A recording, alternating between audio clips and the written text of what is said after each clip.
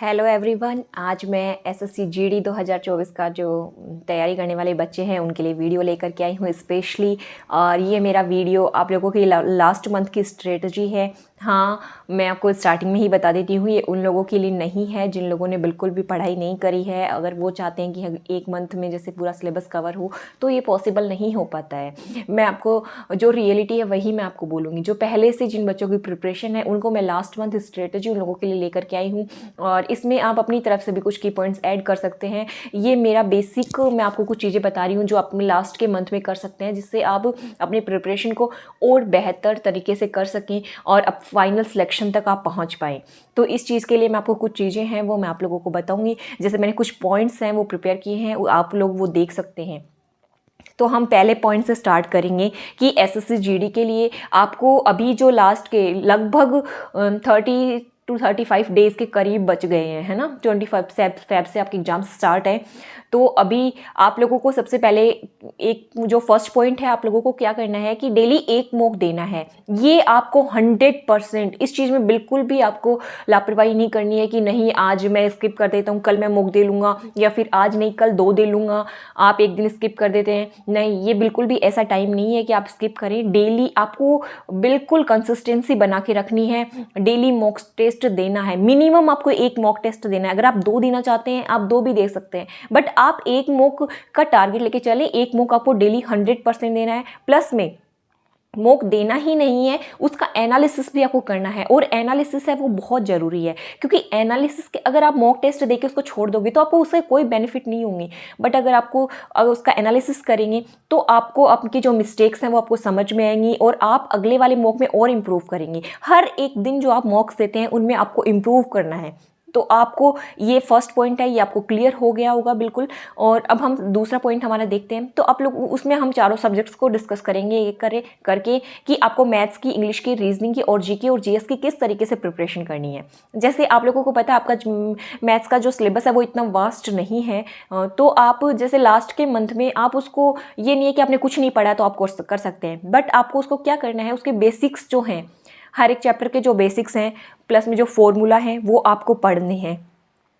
Plus में previous year question, अभी आपको कुछ भी नया नहीं उठाना है कि आप कुछ भी नया इधर उधर से आपको क्वेश्चंस मिल गए, टफ क्वेश्चन मिल गए, आप सीजीएल के क्वेश्चन लगाने लग गए, सीपीओ के लगाने लग गए। नहीं, आपको प्रीवियस ईयर क्वेश्चंस लगाने हैं, उन पे ही आपको रिलाई करना है। फिलहाल आपके लिए वो सबसे बेस्ट है। बेसिक करें, फॉर्मूला करें, और प्रीवियस ईयर क्वेश्चन है वो मस्ट है। देख लो, अगर आप प्रीवियस ईयर क्वेश्चन करते हैं तो आपका सिलेबस, आप काफ़ी हद तक मैथ्स को, आपको स्पीड इस टाइम इंप्रूव करनी है कि आपकी जो एक्यूरेसी है, स्पीड है, वो किस तरीके से इंप्रूव हो। तो आपको प्रैक्टिस करनी होगी ज़्यादा से ज़्यादा क्वेश्चंस की। तो आप एक डेली, मैं आपको एक नॉर्मली बता रही हूँ, आप अपने अकॉर्डिंग भी देख सकते हैं, बट मैं आपको एक नॉर्मली बेसिक चीज़ बता रही हूँ कि आप मैथ्स में जैसे बेसिक आप करते हैं, फिर फॉर्मूला करते हैं, तो आप हर एक चैप्टर को उठा लीजिए। अपने चैप्टर्स की आपने लिस्ट बना रखी होगी कि ये चैप्टर्स हैं, इनसे क्वेश्चन आएंगे, तो आप उनको क्या कर सकते हैं, उनके डेली एक चैप्टर को उठाएं और उसके 50 क्वेश्चन आप लगा सकते हैं। आप ज़्यादा नहीं, जैसे 100 का बनाते हैं, आपका बहुत सारा टाइम उसमें चला जाता है, बाकी अदर सब्जेक्ट्स को आप टाइम नहीं दे पाते हैं।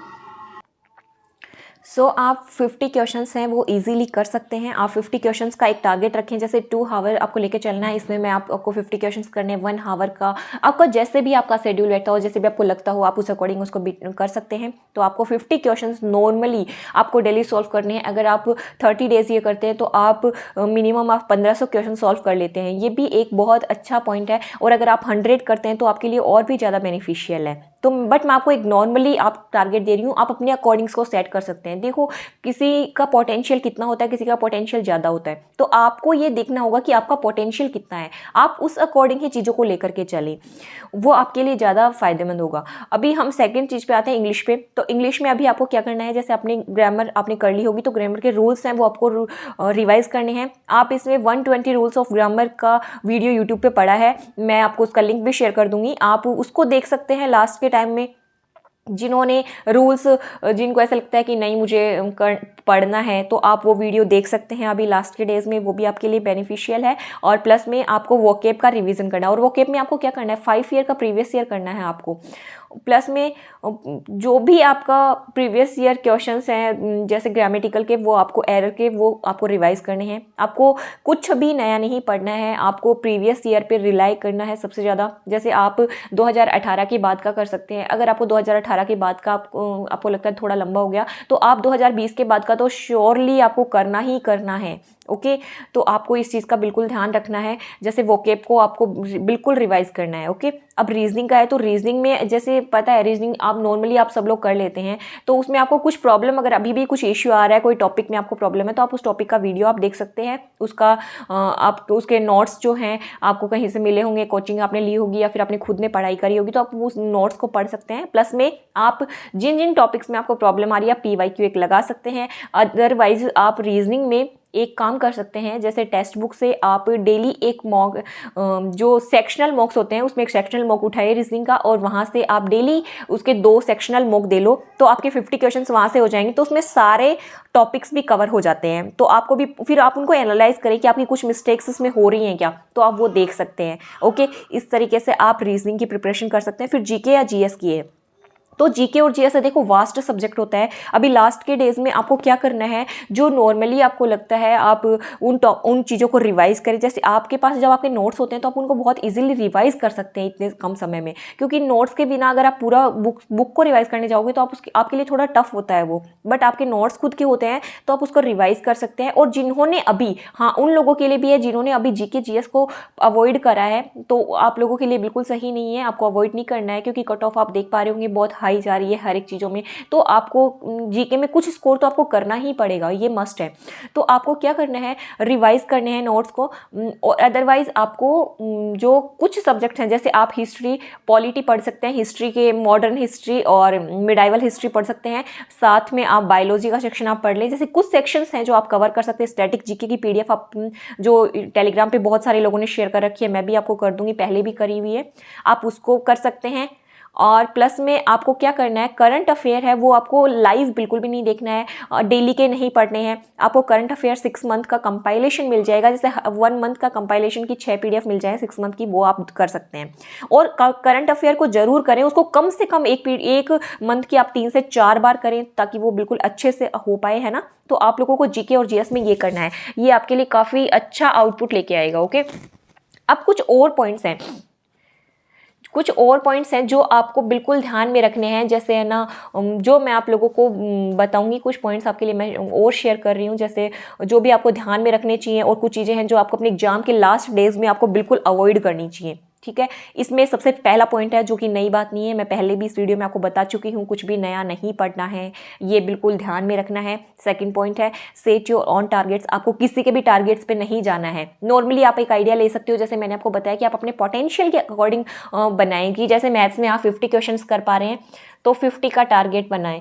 और अगर आप 100 कर सकते हैं, तो आप 100 का बनाएं डेली का। अगर आप 75 कर सकते हैं, तो आप 75 का बनाएं। आप अपने अकॉर्डिंग अपने टारगेट्स है वो सेट करें, क्योंकि अगर कोई अदर आपके लिए टारगेट सेट करता है, तो वो नहीं हो पाता है आपसे, आप उस चीज़ में बहुत ज़्यादा पजल्ड फील करते हैं। आप अपने आप को एक ऐसा टारगेट दें जो सच में आप अचीव कर सकते हैं। अगर आप उसको अचीव करते हैं, तो आपको कॉन्फिडेंस आता है और आप नेक्स्ट डे भी उस चीज़ को कंटिन्यू करते हैं। बट अगर आप कहीं से परचेज करते हैं किसी का कि टारगेट्स वो आपको डेली बना के दे रहे हैं, आप उनको अचीव करने में लगे, उस ग्रुप में और भी लोग हैं वो अचीव कर रहे हैं, नहीं भी कर रहे हैं तो ग्रुप में डाल रहे हैं कि हमने कर लिया, तो आप वहाँ से क्या होते हो, डीमोटिवेट होते हो। तो मैं आप लोगों को स्पेशली बोलना चाहूँगी, इन बातों से खुद को बचाए रखें, क्योंकि आपसे बेहतर कोई नहीं जानता कि आपका पोटेंशियल क्या है और आप कितना पढ़ सकते हैं, आपको क्या क्या और आपकी क्या वीकनेसेस हैं। अब किसी वहाँ पे वो आपको सारे सब्जेक्ट्स का दे देते हैं एक ब्यूरो बना करके कि आपको ये पढ़ना है, बट आपको तो पता है ना कि आपने क्या पढ़ रखा है, क्या आपने कवर कर रखा है और अभी आपको किस चीज़ की नीड है। तो आप उन दोनों चीज़ों में पजल्ड होके रह जाते हैं,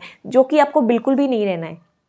तो अगर आप लोग सच में एक अच्छी चीज़ को फॉलो करना चाहते हैं तो मैं आपको यही बताऊंगी कि खुद के टारगेट्स बनाएं। लास्ट 30 डेज़ में तो बिल्कुल ही एकदम से हर एक चीज़ों से अपने आप को सेपरेट कर लें। ऐसी कोई भी चीज़ आती है, आपके फ्रेंड्स लेकर के आएँ, कुछ भी लेकर के आएँ, आप उन चीज़ों से दूर रहें और खुद का टारगेट बनाएं। अगर आपने लास्ट के 30 डेज़ में कुछ बेहतर कर लिया ना तो ये आपके लिए बहुत अच्छा होगा और आप एग्जाम क्वालिफाई कर लेंगे। और ये लास्ट के 30 डेज़ बहुत ज़्यादा इंपॉर्टेंस रखते हैं, आपको पता होगा, इस चीज़ को आप बहुत अच्छे से समझते होंगे। अब थर्ड पॉइंट है आपको सोशल मीडिया से दूर रहना, सोशल मीडिया को अवॉइड करना। मैं ये नहीं कहती कि एकदम से बंद कर दो, आप थोड़ी देर देखो, बट उस चीज़ में ऐसे नहीं है कि अपने आप को लगा रखा है, उनसे दूर रहो। और ऐसी चीज़ों से तो स्पेशली जो आपको कट ऑफ के बारे में, मतलब आप, चलो मैं मानती हूँ आपने कट ऑफ वीडियो देख लिया, ठीक है, आपको लगता है जैसे आरबी सर हैं जो बहुत अच्छा वो बताते हैं कट ऑफ के बारे में, तो आप लोगों को क्या करना, आपने एक वीडियो देख लिया, अब आपको जगह जगह नहीं जाना है कि आपने सब जगह आपने वीडियोस देख लिया। अगर आज मैं भी आपको कट ऑफ बताती हूँ तो मैं एक आइडिया लगाती हूँ और कुछ चीज़ें देख करके, जैसे प्रीवियस ईयर देख करके और किसी एग्जाम का कट ऑफ है उसके अकॉर्डिंग देख के, कॉम्पिटिशन देख के मैं एक आइडिया लगा देती हूँ। तो आप उन चीज़ों से डिमोरलाइज बिल्कुल भी मत नहीं होना है और आपको बिल्कुल ध्यान में रखना है कि आपको अपना बेस्ट देना है। चाहे कट ऑफ बिल्कुल कम जाए बट आपको अपना टारगेट है वो हाई रखना है। अगर आप अपना टारगेट हाई रखेंगे तो आप जो कट ऑफ है वो इजीली क्वालिफाई कर लेंगे। ये मैंने खुद अपनी रियल लाइफ में मैंने एक्सपीरियंस किया है कि अगर आप कट ऑफ के जितना टारगेट रखते हैं कि इतनी कट ऑफ, आपके माइंड में एक तरफ चलता रहता है कि हाँ इतनी कट ऑफ है, मुझे इतना लाना है, मेरा क्वालिफाई हो जाएगा, तो जितना आप सोच के चलते हैं उससे आपके 15 नंबर कम आते हैं, फिर आप कट ऑफ क्वालिफाई नहीं कर पाते हो और फिर आपका नहीं हो पाता है।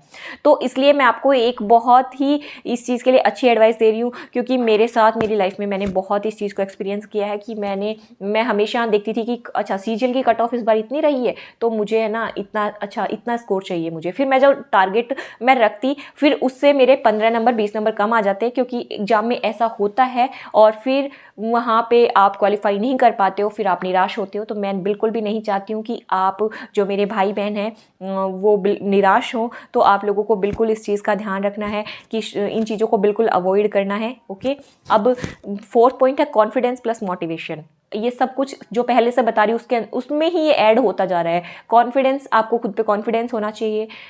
बहुत सारे लोग आपको डिमोटिवेट करेंगे, कई लोग बोलेंगे मेरे तो मॉक में 160 आ रहे हैं, अरे तुम्हारे तो इतने आ रहे हैं। नहीं नहीं, उस चीज़ को बिल्कुल भी नहीं लेना है। खुद पे कॉन्फिडेंस होना चाहिए कि नहीं मैं क्वालिफाई कर लूँगा। अगर आपकी प्रिपरेशन 70% भी है तो मैं आपको ये बोलूँगी आपको कॉन्फिडेंस होना चाहिए कि मैं अच्छा करूँगा। अगर मेरा 70% तैयारी तो मैं उसमें बेहतर अपना बेस्ट दे करके आऊँगा, मैं यही बोलूँगी आपको।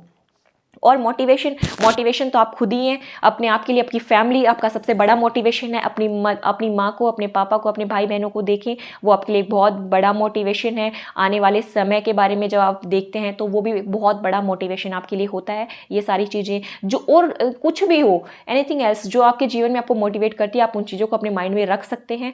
और फिफ्थ पॉइंट जैसे है कि आपको अपना बेस्ट देना है। आपको ये तो आप सोचते हैं बट कई बार क्या होता है कि हम दे नहीं पाते हैं, हम हड़बड़ा जाते हैं, हमारे एग्जाम में बहुत सारी प्रॉब्लम वो हो जाती हैं कि नहीं यार मैं कैसे करूं, आपका कॉन्फिडेंस उतना नहीं हो पाता है। तो पर आपको बिल्कुल अपना बेस्ट देना, चाहे आपकी प्रिपरेशन 60% हो, चाहे 50% हो, चाहे 80% हो, चाहे 90% हो, आपको अपना बेस्ट देना है। इस चीज़ का आपको बिल्कुल ध्यान में रखना है। ओके, अब आपको सिक्स्थ पॉइंट है, तो आपको जो भी ये मैंने उसमें बताने वाली थी मैथ्स के साथ में, बट इसमें मैं आपको ऐड कर रही हूँ ये वाला पॉइंट कि आपको जितने भी फॉर्मूलाज हैं मैथ्स के उन सबको एक नोटबुक में एक जगह पे लिखना है, ताकि उनको आप बार बार में रिवाइज कर सको और वो आपके लिए आपको एग्जाम में बहुत हेल्पफुल रहे। और जितने भी बच्चे तैयारी कर रहे हैं, जिन्होंने फॉर्म लगाए, उन सभी को ऑल द वेरी बेस्ट। अच्छे से तैयारी करें। लास्ट के 30 डेज आपके पास अपनी प्रिपरेशन को बूस्ट करने के लिए हैं। आप अपनी प्रिपरेशन को किस तरीके से शेप में लेकर के आते हैं ये सब कुछ आपके हाथ में है। तो अभी आप अपनी पूरी जी जान लगा दो, वैकेंसी अच्छी हैं और अभी ज़्यादा बिल्कुल भी समय नहीं बचा है। Okay, so thank you so much. जिन लोगों ने भी वीडियो को एंड तक देखा है वो लोग इन चीज़ों पे बिल्कुल फॉलो करें।